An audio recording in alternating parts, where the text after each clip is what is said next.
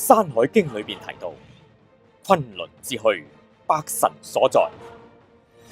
由西部新疆至青海，延綿2500公里，傳說中皇帝於人間嘅居所——崑崙山。幾千年嚟，無數渴望長生不老嘅人嚟到呢一度修煉，只為擺脫肉身，以超脫靈魂，得道成仙。崑崙成為連接人間與仙界嘅唯一橋樑。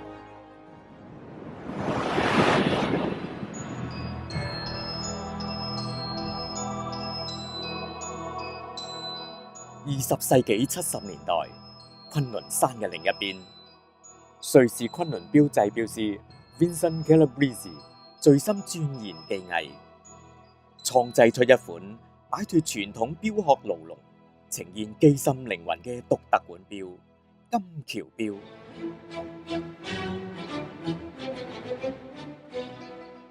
金橋錶獨特嘅透明設計，將製錶從原先桎梏中解放出嚟。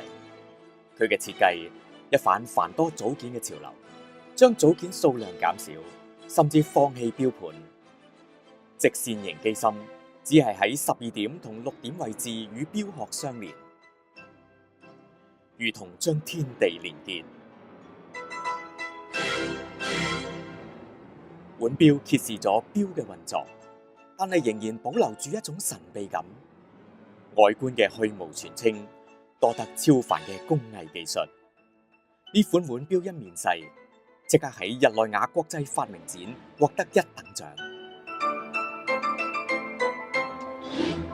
呢位出生喺意大利嘅創意天才講過，對佢嚟講，製錶工藝係最艱難嘅溝通方式，但若能登峰，便可操技。